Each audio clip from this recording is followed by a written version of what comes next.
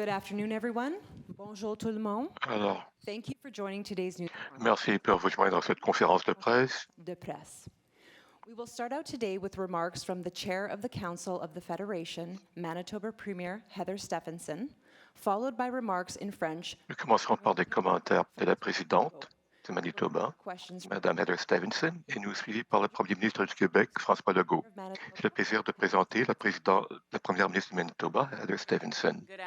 Alors, merci beaucoup et bon après-midi tout le monde. C'est un honneur pour moi d'être ici aujourd'hui en tant que président du Conseil de la Fédération et au nom de tous mes collègues à travers tout le pays. Nous avons eu d'excellentes journées ensemble dans la belle ville ensoleillée de Manitoba, de Winnipeg au Manitoba. Et je réaccueille à nouveau tous mes collègues.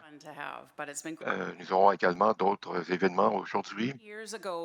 Il y a 20 ans, le Conseil de la Fédération a été créé pour rassembler les premiers ministres provinciaux et territoriaux du Canada afin de travailler de manière collaborative sur les enjeux qui préoccupent le plus les Canadiens et pour édifier une fédération encore plus forte. Nos réunions de cette semaine ont continué ce travail en abordant toutes sortes de priorités d'un océan à l'autre.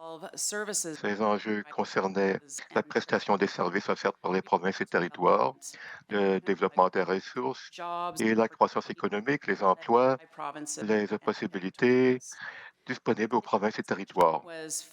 La discussion d'aujourd'hui était axée sur la croissance économique et les fondements clés du développement économique et commercial, la création d'emplois et le développement de la prospérité pour les Canadiens à travers le pays. Les premiers ministres sont fortement unis sur le besoin de promouvoir des relations essentielles et de jeter les bases qui assureront la compétitivité et les infrastructures stratégiques, commerciales et communautaires.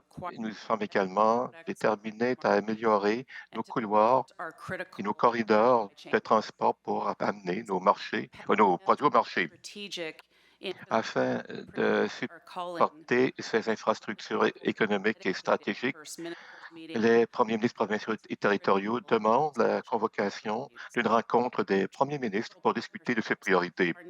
Un véritable partenariat est nécessaire pour assurer to recognize all of our unique circumstances and needs. I now would like to ask Premier Legault to bring opening comments en français. Premier Legault. Oui, bonjour tout le monde. Merci Heather. Merci encore pour l'accueil chaleureux. On a donc poursuivi aujourd'hui nos discussions, surtout sur l'économie. On a parlé beaucoup, entre autres, des infrastructures. Et donc, on demande à avoir une rencontre avec le premier ministre du Canada pour discuter ensemble avec les provinces et territoires du financement des infrastructures. La demande est grande, que ce soit dans le secteur de la santé, l'éducation, le transport, le logement. C'est plus important que jamais qu'on se donne ensemble des moyens pour mettre à jour nos infrastructures dans les provinces et territoires. On a aussi parlé de sécurité énergétique, de minéraux stratégiques, de développement durable, de lutte au changement climatique. L'important encore là, c'est de travailler ensemble, être compétitifs. On sait que les États-Unis ont mis en place des programmes très importants comme l'IRA, donc pour en anglais, l'Inflation Reduction Act, qui vient aider toute l'économie verte. Donc, c'est important qu'au Canada, on ait une offre d'aide qui est comparable à celle des États-Unis. Donc, on a discuté de tous ces sujets-là, puis je pense que l'important prochainement, c'est d'avoir une rencontre avec le premier ministre du Canada, surtout parler d'infrastructure. Merci. Thank you, Premier, et merci, Monsieur le Premier ministre. We will now move to media questions, starting with media who are present, followed by questions for those attending virtually. For those attending virtually, as a reminder, you may press star 1 at any time to join the queue to ask your questions. You will be limited to one question only. I would also ask that you please make sure that your phone is not on mute. You will not be audible until your name is called. For those in the room, please come to the microphone to ask your questions. Please state your name, your outlet, and direct your question to one Premier. You will be limited to one question only. Go ahead, first question. Good afternoon, Ashley Burke, CBC News. Premier Legault, Ford, and anyone else who wants to comment. The federal government has said that new infrastructure spending, infrastructure money is going to be coming. That's going to be focused on addressing the housing crisis. If that comes with strings and conditions attached, will you accept that? Question. But of course, we have to respect jurisdiction of provinces and territories. It's important that we share the financing of infrastructures. There's a lot of money to invest. I give you the example in Quebec. 4 years ago, we had a program over 10 years of $100 billion.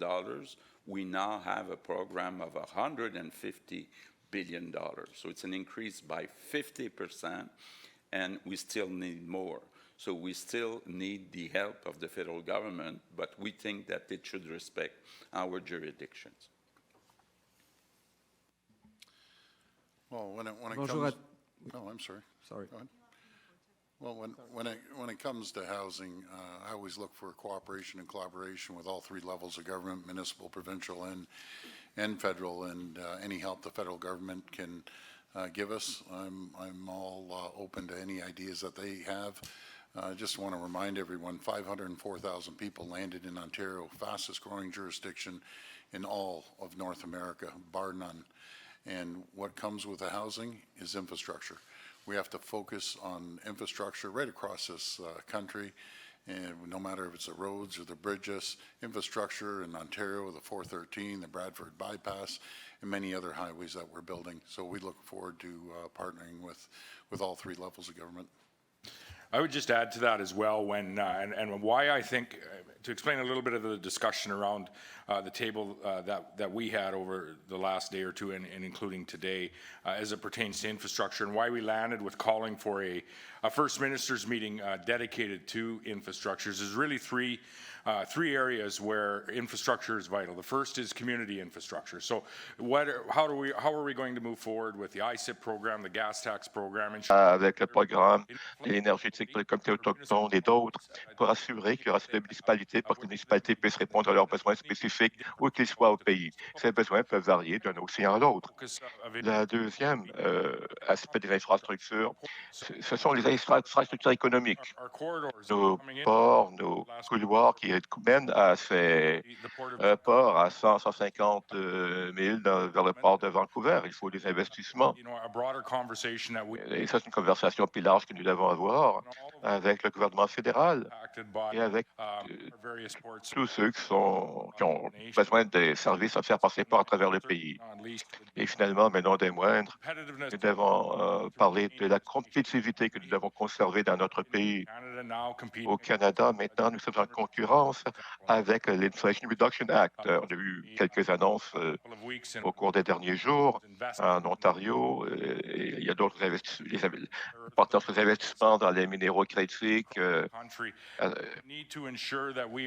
Et nous devons nous assurer que nous investissons pour rester concurrentiels par rapport à quelque environnement que l'on fait face. Et ces environnements, ils changent très rapidement au cours des 3 dernières années. Et il faut faire preuve de flexibilité dans chacun de ces domaines et avoir une conversation à la table des premiers ministres pour déterminer comment nous allons financer ces infrastructures communautaires, ces infrastructures économiques, et tout en assurant notre compétitivité, quelle que soit la situation à laquelle on fait face. Bonjour, Thomas Laberge pour la presse canadienne. Monsieur Legault, je reviens avec la question de Bombardier qui a dû être discutée aujourd'hui. Il y a eu un communiqué qui a été émis avec Monsieur Ford. Est-ce qu'on comprend donc que le consensus que vous cherchiez lundi, vous n'avez pas réussi à l'obtenir? D'abord, c'est important pour nous au Québec qu'on permette à Bombardier de déposer une offre. On ne demande pas de donner le contrat à Bombardier. On dit avant de signer un contrat gré à gré avec Boeing, compagnie américaine, on devrait laisser la chance à Bombardier de déposer une offre pour remplacer les avions chasseurs. Il y a des répercussions importantes au Canada. On parle de 22 000 emplois, dont 6 000 au Québec. Donc, de notre côté, là, on est très clair. Maintenant, bon, je vais laisser les collègues répondre à vos questions. Sur la rencontre pour les infrastructures, vous demandez combien au gouvernement fédéral? On n'est pas encore à l'étape de chiffrer nos demandes, mais je donnais l'exemple du Québec. Quand je suis arrivé en 2018, on avait ce qu'on appelle un PQI, un plan québécois des infrastructures sur 10 ans de 100 milliards. On l'a même maintenant fait passer à 150 milliards, donc une augmentation de 50 %. Donc, évidemment, ces montants-là viennent augmenter la dette du Québec. Donc, c'est important que le gouvernement fédéral participe davantage au financement des infrastructures, que ce soit en éducation, en santé, dans le transport, incluant le transport en commun, et dans le logement. Ce qu'on voudrait, c'est d'avoir une rencontre, un peu comme on a eu sur la santé avec le premier du Canada, pour qu'on puisse discuter ensemble de comment on répond à ces besoins qui sont vraiment énormes. Good afternoon, Premiers. What concrete solutions? Bon après-midi, Premier ministre. Quelles sont les solutions concrètes auxquelles vous êtes arrivé par rapport à la crise du logement du Canada en ce moment? I'll start off and I'll J'aimerais commencer et je vais ensuite donner le microphone à certains de mes collègues qui, je le sais, vont vouloir répondre. we had Certainement, discussion nous avons eu une très bonne discussion sur tous les besoins d'infrastructure aujourd'hui. Nous avons eu une discussion également hier au sujet du logement, but today particulièrement. really focused Mais aujourd'hui, on s'est réellement concentré sur les infrastructures stratégiques et compétitives, des choses qui vont permettre à notre économie de croître. Mais je peux vous dire, is have a et ce que nous devons faire, c'est d'avoir une réunion des premiers ministres pour pouvoir avoir ces discussions avec le premier ministre fédéral. Et nous allons donc continuer à aller dans cette direction. those were the Je peux vous dire que c'est ce sur quoi nous sommes concentrés aujourd'hui. Encore une fois, hier, oui, nous avons parlé as well du logement, very important également across une chose qui est très, très, très importante pour nous tous et toutes partout au pays. Bien sûr, nous avons tous et toutes nos besoins uniques, and so dépendant de notre géographie. Alors, c'est très important pour nous tous et toutes également. wants to jump in. Je ne sais pas si quelqu'un d'autre aimerait rajouter quelque chose. Oui, merci Heather. Une des parties très importantes par rapport à nos conversations sur l'infrastructure aujourd'hui a été que lorsque l'on parle d'infrastructure stratégique, ça inclut l'infrastructure au sein des communautés. Et cette infrastructure communautaire, par exemple, en Colombie-Britannique, ça veut dire qu'on peut construire plus de logements. Et une des contraintes que nous avons au niveau économique en Colombie-Britannique, c'est qu'on n'a pas suffisamment de logements pour les postes que nous avons disponibles dans la province. Avoir une stratégie nationale par rapport à l'infrastructure qui pourrait inclure des choses comme l'infrastructure communautaire, de même que les parties qui traditionnellement nous viennent en tête, le système ferroviaire, les autoroutes, etc., les ponts, ben, c'est très important. Alors, la solution à laquelle nous sommes arrivés à la table, c'est que nous devons avoir une approche intégrée nationale aux infrastructures essentielles qui vont soutenir des choses comme le logement. On ne peut pas retirer un morceau sans parler de tout. Les provinces, jusqu'à maintenant, toutes seules, sans un partenaire à la table, on peut mettre les stratégies en place qui fonctionnent pour nos provinces, mais il faut que notre partenaire au niveau fédéral soit à notre table également. C'est relié au logement, à la croissance économique, à la sécurité énergétique, les liens d'infrastructure, toutes ces choses, ce sont des liens. Et c'est pour ça que je suis très enthousiaste par rapport à cet appel, à cette réunion des premiers ministres, que certainement je m'attends que le premier ministre fédéral sera réceptif à la chose parce que c'est un intérêt non seulement provincial, mais également au niveau national. And just a reminder to media, please state your Et un rappel aux médias de dire votre nom et pour qui vous travaillez. Chris Ruffori du Toronto Star. Ma question pour le premier ministre Ford. Olivia Chow, la mairesse, a dit qu'elle va amener la Cour devant les tribunaux par rapport à certaines choses. Et je me demande ce que vous pensez de ces commentaires et ce à quoi vous vous attendez par rapport à votre relation de travail avec la nouvelle mairesse.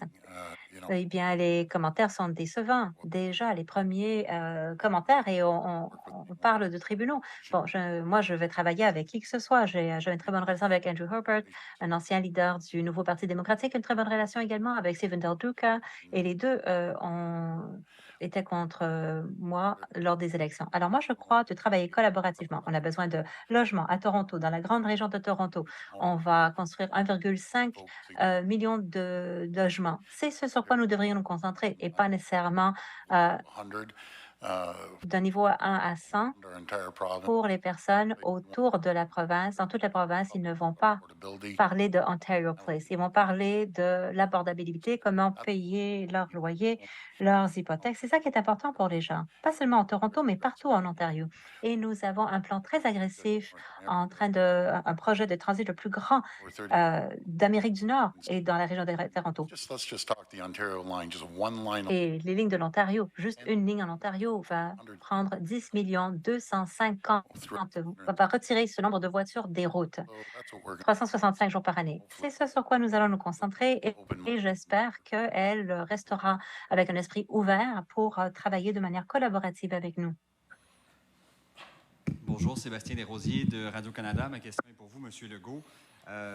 D'abord, rapidement sur Bombardier, là, je comprends la demande que vous formulez, M. Ford et vous, mais qu'est-ce que vos collègues vous ont dit? Je comprends qu'ils ne sont pas nécessairement d'accord avec vous, ou en tout cas pas assez pour inclure cette question-là dans le communiqué final.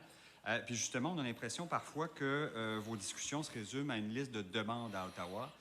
Donc, j'ai le goût de vous demander à quoi sert, selon vous, le Conseil de la Fédération? Est-ce que c'est ça, toujours demander plus au gouvernement fédéral? Je pense que sur beaucoup de sujets, on s'entend sur les priorités. Comme aujourd'hui, on dit, bien, la priorité, c'est vraiment les infrastructures. Donc, il y a un consensus. Évidemment, dossier pour certaines, là, puis je les laisserai répondre, pas toujours assez, je dirais, délicat, parce qu'il y a des emplois de Boeing dans certaines provinces, des emplois de Bombardier dans d'autres provinces. Mais je pense que notre demande, là, est rationnelle. C'est de dire, bien, laissons toutes les entreprises, incluant Bombardier, déposer une proposition. Puis ça sera au gouvernement fédéral de regarder qui a le meilleur prix, qui a la meilleure qualité de produit, puis regarder les retombées dans les différentes provinces. Mais je peux comprendre, je pense que tout le monde peut comprendre que ceux qui ont des usines de Bombardier dans leur province, bien, ils ont peut-être un souhait différent de ceux ou celles qui ont une usine de Boeing dans leur province. Hi there, Jack Allen from the Trillium. This is for Premier Ford. With the Premier ministre Ford, lawsuit over the Ring of Fire, avec le Ring of Fire, yesterday that there are les tribunaux much better areas to focus on. et M. Trudeau qui dit qu'on devrait se concentrer sur de meilleures choses. Est-ce que votre gouvernement a trop promis par rapport à cela? Actually want this to happen. Est-ce que les fédéraux veulent la même chose que vous? Eh bien, le ministre Wilkinson nous a envoyé une lettre engageant 40 millions de dollars pour créer un comité. Alors, je ne suis pas trop très certain par rapport à son message, mais une fois qu'on a une lettre et on dit qu'on va mettre un montant d'argent, 40 millions de dollars, eh bien, on devra bien sûr parler au bureau du Premier ministre, mais vous savez, le monde nous regarde et nous devons agir. Il faut aller de l'avant avec The Ring of Fire et en coopération avec les communautés des Premières Nations. Encore une fois, les deux communautés des Premières Nations, Webequie et à Martin Falls, il y aura une évaluation environnementale et cela va apporter de la prospérité, de la croissance à ces communautés partout dans le Nord, aidant les communautés des Premières Nations, peu importe que ce soit la route que nous nous sommes engagés à construire, avoir de l'énergie, un système de santé, des choses qui vont améliorer leur vie. Mais j'ai toujours cru de m'asseoir avec les 9 communautés des Premières Nations pour parler des différentes opportunités et du partage des profits qu'ils verront au sein même de leur communauté. Janice McGregor from CBC. Janice McGregor, CBC. Les premiers ministres des Maritimes sont venus ici à cette réunion avec une demande pour avoir de la part du gouvernement fédéral une espèce de compensation pour le coût des réglementations du carburant et certaines des autres politiques environnementales. Je sais que d'autres premiers ministres d'autres régions également ont exprimé un soutien pour une telle idée pour différentes raisons. Mais je ne vois pas dans ce communiqué d'appel unifié pour une telle compensation. Ça dit que vous en avez parlé, que vous exprimez des préoccupations, mais il n'y a pas de demande particulière de la part du gouvernement fédéral par rapport à ça. Et je me demande si j'ai raison, si j'interprète qu'il n'y a pas eu unanimité à la table par rapport à ce point. Et si pas, pourquoi pas? Je ne sais pas si quelqu'un pourrait m'aider à bien comprendre la discussion. Eh bien, moi, je pourrais en parler rapidement. Et les autres premiers ministres des Maritimes, il y a des enjeux par rapport à l'énergie dans toutes les géographies. Quand on parle avec une voix unie, on aimerait amener la conversation pour que ce soit une approche canadienne et pas nécessairement seulement une approche régionale. Mais il y a eu une conversation très robuste entre les premiers ministres des Maritimes. On a exprimé nos préoccupations par rapport aux enjeux énergétiques auxquels nous faisons face, par rapport aux carburants propres. Et si on pourrait y aller plus en profondeur pendant un instant, la taxe sur le carbone qui est un enjeu et le gouvernement fédéral s'est engagé à le redonner aux familles et les personnes qui sont dans le besoin, eh bien, le carburant propre est un enjeu complètement différent. Et il n'y a pas de compensation de stratégie de mitigation qui est proposée par le gouvernement fédéral à date. Nous nous sommes assurés que cela serait reconnu à la table. Tout le monde est d'accord que cela avait un impact quand même assez important sur le Canada des Maritimes, un impact différentiel. Ma province, 3 fois plus que beaucoup des autres personnes qui sont assises autour de la table aujourd'hui. Mais chacune d'entre nous, nous avons nos propres enjeux énergétiques alors que l'on passe dans ce moment de transition et celui-ci en particulier est spécifique à la région du Canada Atlantique à cause de la sécurité de carburant, le monopole ou le duopole par rapport à l'approvisionnement. C'est pour ça qu'on a un environnement réglementé et que vous me l'avez entendu dire, eh bien, la politique, bien que conceptuellement est correcte de vouloir brûler un carburant plus propre, ben, ça n'a pas été nuancé pour que ça n'ait pas d'impact punitif envers les personnes dans le Canada Atlantique. Et je crois que ce message a été entendu dans toutes les provinces, mais nous aussi, en tant que région, on a entendu les autres problèmes énergétiques qui sont présents dans d'autres provinces. Alors, on ne voulait pas le mentionner en tant qu'enjeu spécifique à une province ou une région, mais ça fait partie de la chose également. Et j'aimerais bien faire un suivi avec cela, juste pour dire que nous allons avoir une réunion avec les ministres fédéraux au niveau atlantique à Moncton la semaine prochaine. Et ceci réellement va être à l'ordre du jour. Nous essayons d'avoir une réunion avec le sous-ministre. Également, nous essayons de négocier le moment où on pourrait avoir une telle réunion. Mais je crois que cet enjeu en particulier pour les maritimes reflète d'autres enjeux qui ont lieu dans d'autres géographies dans tout le pays, que ce soit en Alberta, avec leurs propres défis par rapport aux ressources. Et nous sentons qu'il y a un clivage dans les conversations que nous avons au niveau fédéral. Il y aura toujours des malentendus, il y aura toujours des choses sur lesquelles on ne sera pas d'accord, il y aura toujours des choses où on est déçu quand les décisions sont finalement prises. Mais dans ce cas-ci en particulier, nous ne sentons pas que ce n'est pas juste de retarder la mise en œuvre pour qu'on puisse comprendre les impacts. Et ce qu'on a par rapport au carburant propre, c'est une interprétation des règles et des réglementations qui ont été instaurées par le gouvernement fédéral et qui résultent maintenant avec une augmentation au prix à la pompe où on paye dans notre région, on paye parmi les prix les plus élevés, non seulement au pays, mais dans notre histoire. On a dit au ministre fédéral encore et encore, c'est ce que tout le monde est en train de dire qui va se passer, incluant l'agent indépendant du budget du Parlement, qui a dit que ceci allait avoir lieu. Et quelqu'un, à quelque part, une approche bureaucratique quelconque à Ottawa est en train de l'interpréter de manière différente, disant ceci ne devrait pas avoir lieu. Maintenant, ça a eu lieu. Et je crois que c'est une frustration que tous les premiers ministres à différents niveaux, à différents moments, ont ressenti avec les défis que nous avons lorsqu'on essaie de traiter avec le gouvernement fédéral sur ces enjeux. Et ce sont des enjeux qui sont très importants, qui font mal aux gens de l'île du Prince-Édouard, aux Canadiens des Maritimes. Et on n'a pas à traverser cela parce qu'on est des partenaires. On veut avoir un environnement plus vert également pour tous les Canadiens et les Canadiennes. Alors, c'est notre frustration. Yes, thank you. I think that, we've seen certainly the increases that we're having On a vu les augmentations avec l'inflation, les effets que cela a à travers le pays. we're seeing certainly Et tel que mes collègues l'ont dit, on voit un impact plus grand dans les régions de province de l'Atlantique, surtout les régions rurales. On ne sent pas où le reconnaître, cela. cost. And then C'est simplement, ça s'ajoute à d'autres coûts. inflation, why are we Alors, pourquoi voyons-nous rates now continue les taux d'inflation et les taux mitigating or are directeurs de la Banque centrale continuent à augmenter? Pourquoi voyons-nous une escalade des prix dans chaque domaine? of Il y a une towards a cleaner idéologie. it's Bon, il y a une idéologie qui vise à avoir un environnement plus propre, mais il faut faire tenir compte des effets pratiques de ces changements. C'est exacerbé dans les provinces de l'Atlantique. colleagues Mes collègues sont d'accord. Mais il faut aussi reconnaître les effets que cela a sur la vie quotidienne des gens. about housing increase On a dit plutôt qu'il y a des augmentations dans les prix du logement. that we haven't seen On a reçu des demandes à cet égard qu'on n'avait jamais vues auparavant. time, but Alors, c'est un moment unique, mais c'est un moment de reconnaître la réalité concrète. Et là-dessus, nous sommes cohérents. Il y a des effets réels pourvu que le gouvernement fédéral nous entende. I would add in just shortly as well. J'ajouterais brièvement, en ce qui concerne Whether it's federal government or any of the folks, the provincial leaders, le fait que ce soit le gouvernement fédéral ou les leaders provinciaux territoriaux qui sont ici aujourd'hui, je dois dire que les Canadiens, en général, on a les mêmes objectifs en tête.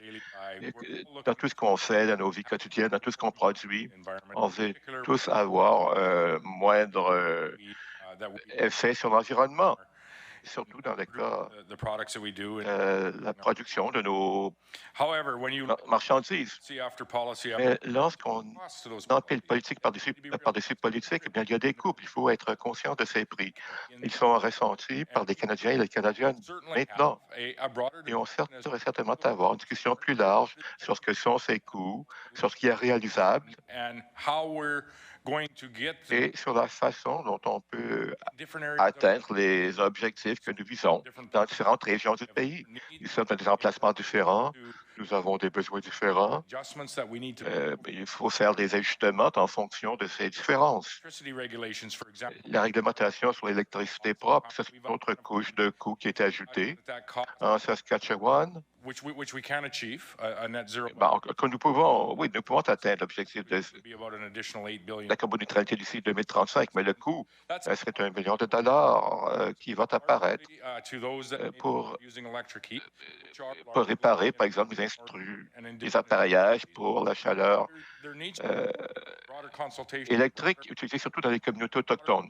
Il faut une consultation plus large avec le gouvernement fédéral, non seulement pour les infrastructures, mais sur l'imposition de ces politiques, leur efficacité. Provincial Et il faudrait peut-être aussi avoir des discussions sur certains plans provinciaux qui sont proposés how effective can they be? et sur leur efficacité potentielle. All of this, Il y a de la place pour une conversation sur tout cela. we need Il y a aussi des coûts. as well. Il faut discuter des coûts.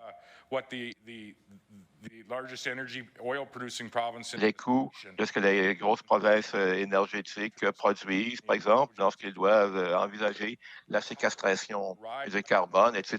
Cela coûte des dizaines de milliards de dollars. Ceci peut amener à un manque de compétitivité de la part for each of us des industries les plus énergiques de ce pays, où ça va se répercuter à la pompe à essence lorsqu'on veut remplir nos propres véhicules. continue Et aussi, pressure. cela aboutira également à des pressions inflationnistes qui vont continuer, par exemple, dans ce qu'on achète à l'épicerie. Le problème que l'approche fédérale, c'est que c'est la carotte, c'est le bâton, mais pas la carotte. Aux États-Unis, c'est l'inverse. Ils veulent investir dans la technologie, ils veulent encourager les entreprises à le faire afin de créer des emplois et à assurer la croissance. Qu'est-ce que c'est communiqué dit ici? Les premiers ministres ici sont d'accord qu'on puisse se conformer aux normes environnementales propres, mais on doit avoir également des économies prospères. Le gouvernement fédéral doit faire son travail plutôt que d'intervenir constamment dans nos champs de compétences pour nous dire ce qu'il faut faire. Leur travail, c'est de construire des couloirs économiques, de nous donner de nouveaux accès via des chemins de fer, via des routes, et de construire des lignes de transmission et de construire une pipeline pour qu'on puisse commercialiser notre produit. Si chacun d'entre nous peut amener ses produits au marché et développer notre économie, nous aurons les moyens pour investir dans la technologie technologies qui nous permettront de réduire les émissions. Mais si elles continuent à ajouter toutes sortes de coûts supplémentaires à nos provinces, à nos consommateurs et à nos industries, eh bien, cela va nuire notre capacité d'assurer leur expansion et puis d'ajouter une nouvelle prospérité. Ce que j'ai été bien heureux de voir de ce communiqué, c'est que tout le monde s'est engagé à faire des choses telles qu'appuyer l'article 6, la section de l'accord de Paris que Catherine McKenna a négocié lorsqu'elle était à la table, afin de nous permettre d'utiliser nos technologies pour réduire les émissions mondialement et puis obtenir des crédits ici. C'est une façon dont on peut réduire les émissions, mais en le faisant d'une façon qui améliore notre compétitivité et qui améliore notre volume d'exportation. Je voudrais que le gouvernement fédéral pense de façon un peu plus créative. La Norvège a trouvé le moyen de faire les deux. Les Américains aussi. On demande au fédéral qu'ils comprennent qu'ils ont placé dans une position où ils faisons face à une grosse crise d'abordabilité parce qu'ils empilent coup par-dessus coup par-dessus coup. Ils ne font pas le travail pour s'excéder, pour s'assurer qu'on ait accès au marché. Oh, go ahead. Sorry, I think what I would. Well, no, but you're on an important topic. Parce que c'est un sujet important. As Atlantic premiers, we've been En tant que trying to work. premier ministre des provinces de l'Atlantique, on veut travailler avec le gouvernement fédéral. On a essayé depuis pas mal de temps.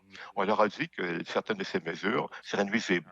Et ça l'a été et ça l'est toujours. Ça fait mal à des familles. We shared the impact with our fellow premiers here. On a parlé de répercussions avec nos collègues premiers ministres ici, et vous pouvez voir d'après leurs réponses que leurs préoccupations sont les mêmes que les nôtres. Je pourrais dire qu'il y a eu, en fin de compte, une certaine unanimité autour des effets que ces mesures pouvaient avoir, et elles sont nuisibles. En tant que premier ministre des provinces atlantiques, on veut que le gouvernement fédéral comprenne. Nous n'avons pas cessé d'essayer. On va essayer encore la semaine prochaine avec les membres du Parlement des provinces de l'Atlantique. Nous aurons une discussion directe avec eux et elles à Moncton, parce qu'eux aussi devraient voir cela en parlant à leurs propres commettants et commettantes. Auront-ils le courage d'en parler? Je veux m'assurer que ce ne sera pas interprété comme si certains veulent établir une fausse dichotomie. Ou bien on est d'accord, ou bien on ne croit pas au changement climatique. Ce n'est pas ce qu'on dit en tant que premier ministre des provinces atlantiques. On doit tous faire notre part. Mais pour moi, dans une fédération, ça devient un problème d'équité. Tous doivent faire sa part. Je ne veux pas que cette discussion dégénère dans une fausse économie simpliste, ce qui a été fait, ce qui est arrivé à quelques reprises. Et j'aimerais ajouter à cela, et c'est une ramène à la question posée un peu plus tôt sur l'objectif du Conseil de la Fédération, eh bien, vous verrez que dans certains communiqués, beaucoup des provinces et territoires vont être d'accord sur certaines choses, puis ils auront des opinions différentes. Lorsqu'on vient au Conseil de la Fédération, il s'agit de trouver le domaine où nous pouvons être tous d'accord pour pouvoir parler d'une seule voix face au gouvernement fédéral. Par exemple, la taxe sur le carbone dans le Sud, c'est peut-être correct, c'est peut-être une initiative qui va amener les gens à cesser d'utiliser du diesel et puis à évoluer vers des énergies propres. Mais dans le Nord, c'est une punition pour nous parce que nous n'avons pas d'autre option. Il n'y avait rien d'autre que le diesel. Et ce que je dis donc, c'est qu'il faut trouver un terrain d'entente commun pour pouvoir parler d'une seule voix. L'autre raison pour l'existence du Conseil de la Fédération, ce n'est pas seulement pour attaquer le gouvernement fédéral. Nous sommes une petite administration dans le Nord et c'est important pour nous de travailler avec d'autres afin de pouvoir apprendre des choses d'elles, afin d'obtenir leur soutien, afin qu'on puisse aussi partager notre expérience.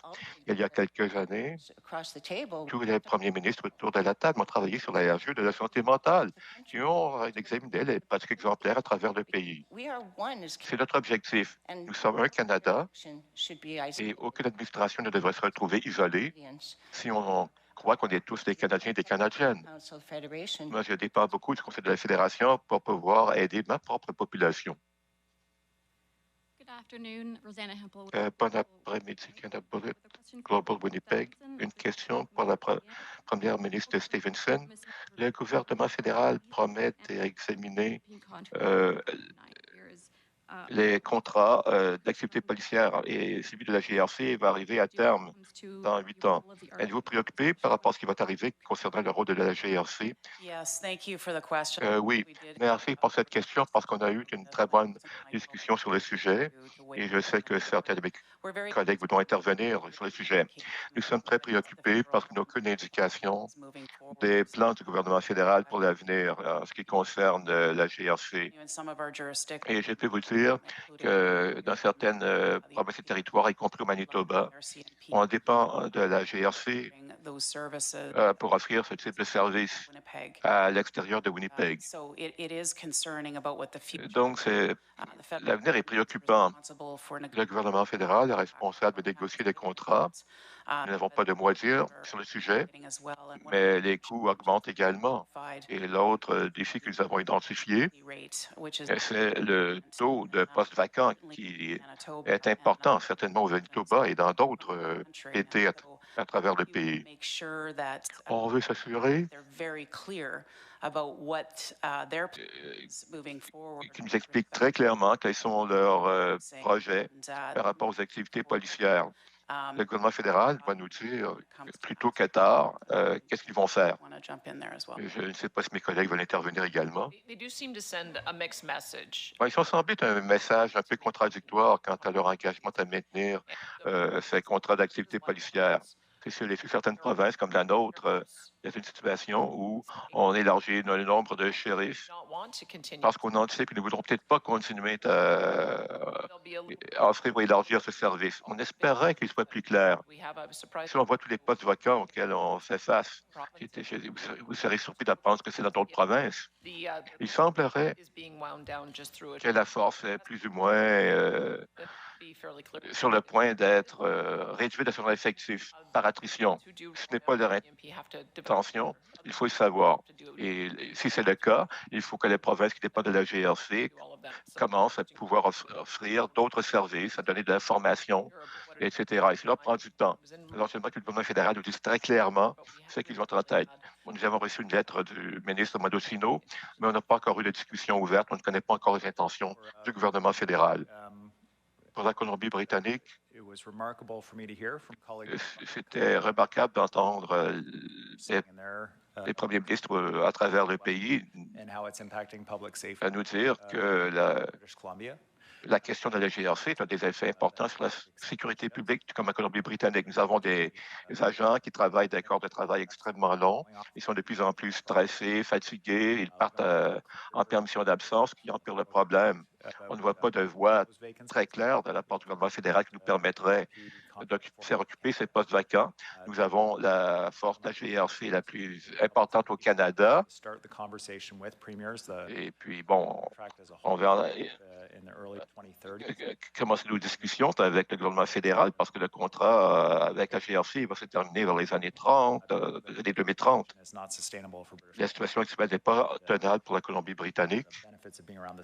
Et un des avantages d'être autour de cette table qu'on entend la situation des autres provinces et territoires. Et ils ont exprimé des préoccupations très semblables aux nôtres. C'est pourquoi cela doit communiquer. Il faut que le gouvernement fédéral ait une position claire. J'aimerais ajouter un autre point ici. Tout ceci se passe à un moment donné où on voit une augmentation du taux de criminalité à travers le pays. Il devient de plus en plus impératif d'avoir de la clarté quant à l'avenir de la GRC et puis de ce qu'on pourrait faire dans chaque province.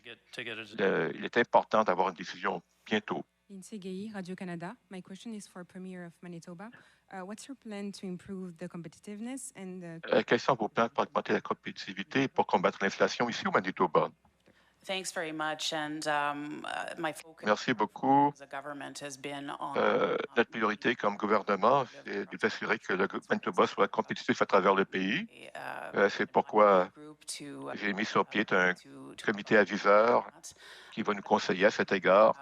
Mais je peux vous dire businesses que nous attirons des entreprises au Manitoba grâce, par exemple, avec l'énergie électrique verte, ce les entreprises ne seraient jamais venues auparavant. unique position here Nous sommes en position unique chez nous pour attirer ces entreprises. continue to put in Alors, nous allons continuer Manitoba's à nous assurer que le Manitoba reste concurrentiel, pas seulement dans le pays, mais à travers le monde. ensuring Et aussi, we find a nous voulons nous assurer que nous trouverons un moyen de pouvoir First Minister's meeting envoyer nos biens sur le marché. C'est la C'est raison pourquoi pour on laquelle nous demande voulons d'avoir avoir une cette rencontre réunion, avec pour le nous Premier assurer de pouvoir ministre. nous asseoir et de parler de ce que ça signifie pour un corridor national de commerce international, une stratégie qui sera critique pour aller de l'avant et de nous assurer que nos biens puissent arriver au marché pour lesquels ils sont destinés. Je crois qu'on est allé du 10e dans le monde au 32e ou 38e.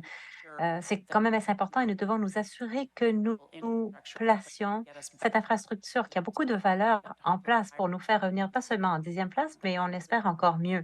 Alors, c'est notre vision et notre stratégie au Manitoba. with other jurisdictions. Nous devons être compétitifs comparés aux autres.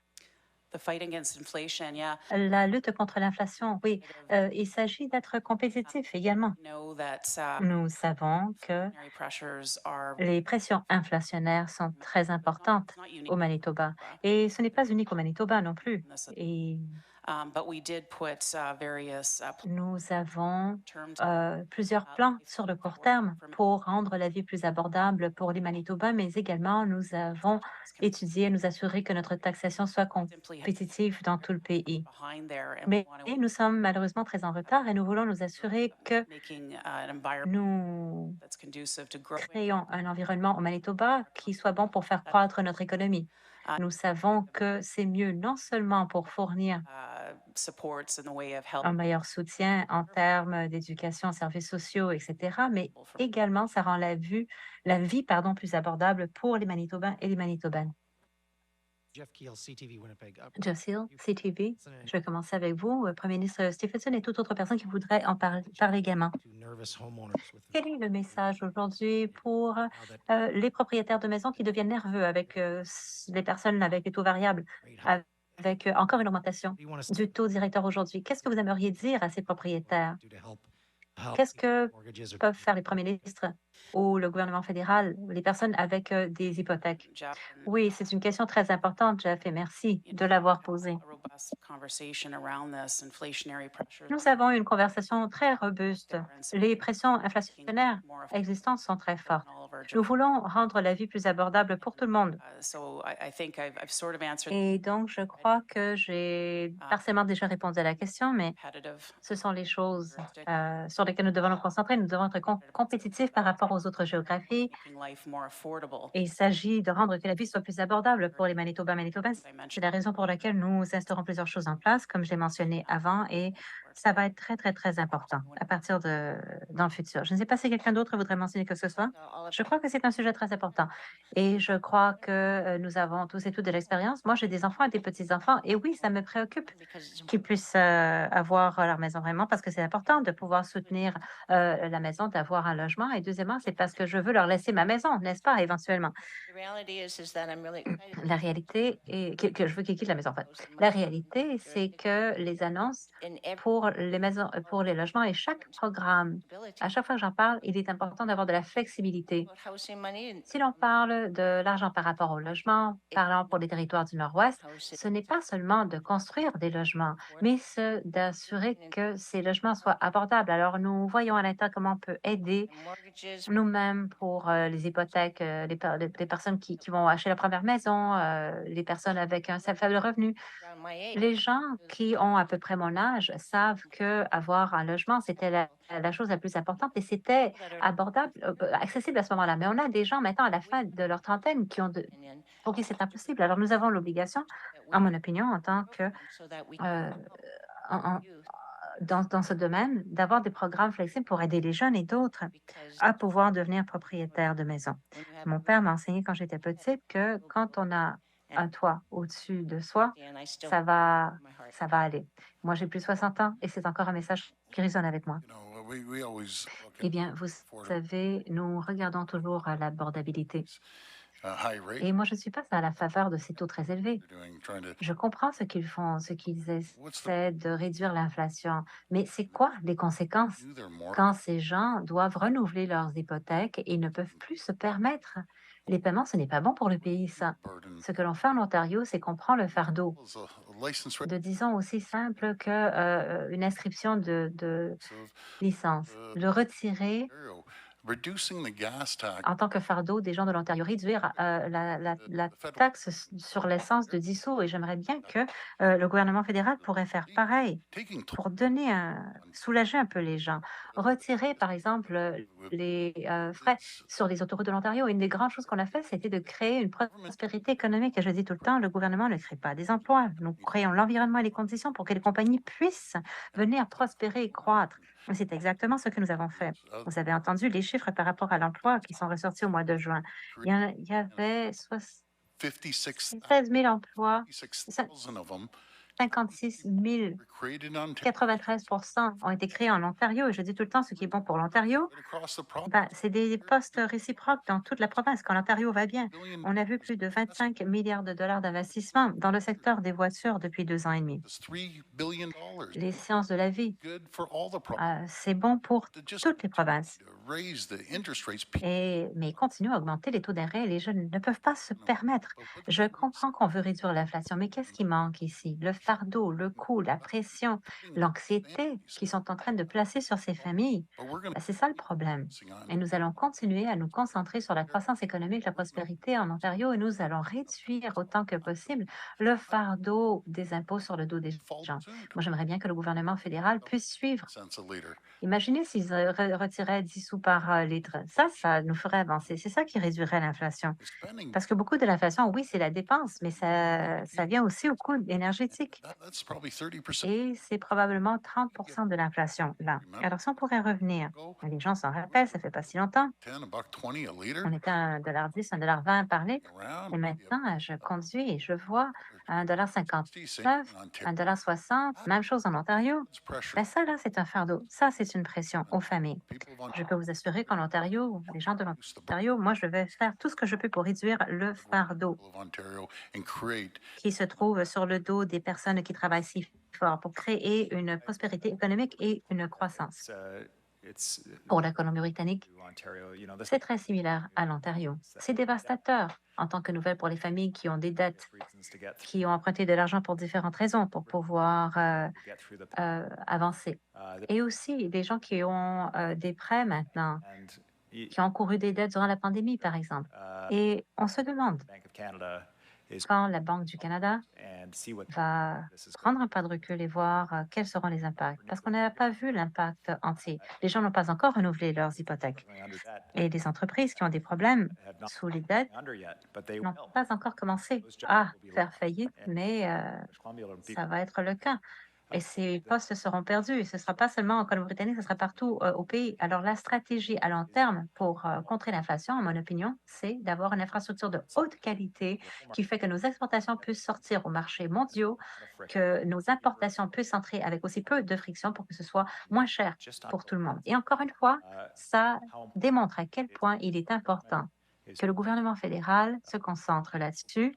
Les premiers ministres provinciaux et territoriaux sont tous et toutes concentrés là-dessus pour avoir plus de prospérité en tant que nation. Qu'on réduise les coûts de transport, les frictions. Et on ne dépend pas sur un seul outil pour réduire l'inflation qui est payé par les familles les plus vulnérables et les entreprises qui ont des gros problèmes. C'est une journée très difficile pour nous tous et toutes d'entendre cette nouvelle parce que nous savons à quel point les choses sont difficiles dans notre province et franchement, je ne crois pas que ce genre de solution aide parce que ça affecte les gens les plus pauvres. Bon, ma question, Premier ministre Stephenson, mais j'espère que peut-être certains de vos collègues pourront également en parler. Ma question, le blocage du site d'enfouissement ici, on en parle autant que la réunion du Conseil de la Fédération. Est-ce que vous avez des regrets par rapport à la manière dont votre gouvernement a géré la décision de ne pas soutenir les fouilles de ces sites d'enfouissement pour les femmes autochtones assassinées? Et est-ce que vos collègues soutiennent les coûts? Ça pourrait être presque 184 millions de dollars et prendra presque 3 ans et peut-être n'amènera pas de résultats, mais est-ce que vous vous engagez à dépenser ces montants? Merci, Carole. Et écoutez, My heart goes out to the families. mon It's a cœur horrific situation. va vers toutes les familles. C'est une situation horrible à laquelle ces familles font face en ce moment. But, you know, Et so the premier. And we je suis également, par contre, la première ministre. decisions Et nous devons prendre des décisions qui sont parfois difficiles. to be made. Et ce sont des décisions qui doivent être I prises. I continue to Et je continue de has been made. d'accepter la situation la décision qui a été prise et de la soutenir. As a council, Je n'ai rien de plus à rajouter. En tant que Conseil de la Fédération, nous avons eu de très bonnes réunions depuis quelques jours, on important de bonnes délibérations sur des enjeux très importants pour les gens partout au pays. I mean, Des choses comme aujourd'hui, je veux dire, faire croître notre économie, nous assurer que nous rendons la vie plus abordable pour les gens dans notre pays. Ce sont les enjeux. first Faire appel prime minister to call for au Premier ministre fédéral meeting to pour avoir une réunion des premiers ministres corridor infrastructures and making pour parler d'infrastructures, du corridor commercial, nous assurer que nous ayons une stratégie partout au pays pour faire arriver nos biens dans les différents marchés. Ce sont les choses dont nous parlons depuis quelques jours, that are important to les enjeux qui sont importants pour tous les Canadiens et Canadiennes également. We will now take questions from media. Nous allons maintenant accepter des questions des médias qui se trouvent au téléphone. Your name, your Veuillez dire votre nom, direct your question pour qui vous travaillez Premier. et à qui vous posez la question. Press star one Une seule question. to join the queue to ask. Appuyez sur étoile 1 You will be limited to pour one poser vos questions. only. I would also ask that you please make sure that your phone Je demande également de vous assurer que votre téléphone ne soit pas sur sourdine. is called. Vous Today ne serez pas audible is from tant que votre nom ne sera pas mentionné. Dirk Meisner, Canadian Press. Hi, my Bonjour. question is to Ma question au Premier ministre Eden. Premier Eby. Has Premier ministre Eden, in est-ce que la grève continue au port de la Colombie-Britannique? Est-ce que ça a endommagé la réputation de la Colombie-Britannique et du Canada en tant qu'endroit fiable où exporter et importer des biens? Merci, Dirk, pour cette question. Il y a eu beaucoup de conversations au sujet de la grève portuaire avec les premiers ministres. On a parlé des impacts, par exemple, sur l'Alberta, et chaque province a été impactée par cette grève. Et une des choses qui m'aimerait vraiment rester en tête, c'est que c'est le port de Vancouver. Mais ce n'est pas seulement le port de Vancouver, c'est le port de la Saskatchewan, de l'Alberta, du Manitoba. Alors, c'est une infrastructure d'importance critique pour les Canadiens et les Canadiennes, pour les personnes qui vont travailler au sein des industries où ces biens sont exportés au niveau mondial. Et en Colombie-Britannique, nous connaissons les travailleurs de port également. Ils ont eu énormément de profits durant la pandémie et voient des coûts en augmentation comme toutes les autres personnes colombie-britanniques. Et ces travailleurs doivent être traités de manière juste. L'enjeu au port ne peut pas continuer à s'allonger parce que ça a un impact très dommageable partout au pays sur des travailleurs qui essaient également tout simplement de donner à manger à leur famille. Alors, c'est très urgent et je suis content de voir le gouvernement fédéral qui est impliqué activement autour de la table pour avoir une solution durable entre les travailleurs et l'employeur. Et ce qui menace d'endommager notre réputation au niveau international, c'est l'échec de la part des provinces et du gouvernement fédéral de travailler ensemble sur un plan d'infrastructure stratégique pour pouvoir envoyer les biens aux marchés mondiaux, les biens que nous produisons ici au Canada, et de pouvoir faire entrer les importations de manière qui réduit les coûts pour les Canadiens. Et c'est la raison pour laquelle c'est vraiment à l'avant pour nous. C'est l'item le plus important pour nous dans la discussion d'aujourd'hui, c'est qu'il faut qu'on aille de l'avant. Les provinces avancent indépendamment du gouvernement fédéral, mais ça ne sera pas aussi efficace que si on était tous autour de la table ensemble. Et l'urgence, certainement, est bien démontrée par la grève au port et par le fait que le port lui-même était le deuxième le plus bas au niveau international pour sa capacité à livrer. Ce sont des choses très problématiques. Mais encore pire est la possibilité que nous ne soyons pas tous à la table pour nous adresser à ces enjeux continus très graves. C'est la raison pour laquelle nous voulons donc avoir cette réunion entre tous les premiers ministres et c'est une chose qui a un impact pour nous en tant que pays. Et j'aimerais peut-être rajouter également par rapport à l'impact far beyond du port. the borders. Ça va bien au-delà des frontières de la Colombie-Britannique ou même de la ville de Vancouver. C'est un port pour tous les Canadiens, tous les Canadiennes. Mais au Saskatchewan, environ 20%, 40% de nos produits passent par le port de Vancouver. Vancouver comes from the province of Saskatchewan. Specific to the situation that is going on there right now. En ce qui concerne la situation là-bas présentement, eh bien, félicitations au ministre Reagan qui s'est présenté sur le terrain. Il a rendu des médiateurs disponibles. J'ai été heureux d'entendre ses commentaires ce matin à la fait que l'écart ne mériterait pas une fermeture à long terme de ce port. Alors, je félicite le ministre Reagan pour être présent. Et puis, bien sûr, les meilleures ententes sont signées à la table de négociation. On encourage tout le monde à y rester et peut-être à y retourner et permettre aux produits de circuler. On commence à voir les effets en Saskatchewan, par exemple. Les entreprises de potasse limitent leur production. Alors, ces effets se répercutent à travers le Canada. Et ici, il y a une autre conversation à avoir. La Saskatchewan, bon, prenons l'exemple de la potasse. Nous sommes le plus grand exportateur de potasse au monde. Et nous produisons également la potasse la plus propre qu'on puisse trouver au monde, qui a des émissions de gaz à effet de serre de 50% moins élevées que celles de nos concurrents, la Russie et la Biélorussie. Et aujourd'hui, il serait peut-être plus facile pour vous d'obtenir une tonne de fertiliseurs, de potasse russe que de la potasse de Saskatchewan. Donc, encore une fois, félicitations au ministre Reagan de s'impliquer personnellement. Et encore une fois, j'encourage toutes les parties de trouver une résolution pour votre propre bien à vous, pour le bon fonctionnement des opérations du port et pour le bien-être de tous les Canadiens et Canadiennes.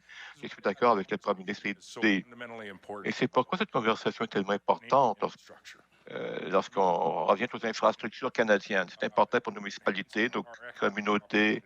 Il faut améliorer nos possibilités économiques et pour s'assurer que nous restons compétitifs dans le monde dans lequel nous fonctionnons présentement. C'est tout à fait essentiel pour nous de nous asseoir comme étant des dirigeants du pays avec notre gouvernement national pour délimiter les priorités et les plans d'investissement nécessaires pour les infrastructures. Et pour ajouter, je remercie également le ministre pour être présent sur le terrain avec son équipe de médiation. Avec un peu de chance, ça pourrait peut-être se régler en 48 heures. Je suis heureuse de constater qu'il a vu que l'écart entre la direction et le syndicat ne devrait pas justifier la perturbation extrême que nous voyons. La grève au port de Montréal a eu un effet tellement important sur les économies du Québec et de l'Ontario qui sont retournés au travail après une journée. Ici, en Colombie-Britannique, c'était 12 jours maintenant déjà. Ce ne sont pas seulement les produits mentionnés comme la potasse et d'autres. Il y a des produits miniers, des produits énergétiques, mais aussi il y a un tort sérieux de causer à ceux et celles qui veulent, par exemple, exporter des denrées périssables tels que le porc et les fruits. Après une perturbation de 10 jours, ça va nous prendre beaucoup plus de temps pour faire fonctionner la chaîne d'approvisionnement à leur niveau normal. Lorsqu'on a ce genre de perturbation, on peut potentiellement perdre des clients internationaux. C'est un très gros problème. J'aurais aimé que cela ait été traité de façon plus urgente, mais on doit reconnaître maintenant que le sentiment d'urgence est partagé et qu'on va continuer à espérer que les choses seront résolues. Mais cela dépend du gouvernement fédéral. Ils sont responsables des ports selon la Constitution. Donc, ils doivent s'assurer de bien comprendre que ces emplois sont essentiels. On a besoin de plus de ports, puis ils doivent intervenir de façon plus proactive et s'assurer que ce genre de perturbation ne se produira pas à nouveau. Et c'est tout le temps que nous avons aujourd'hui. Thank you for joining us. Merci de vous être joints à nous.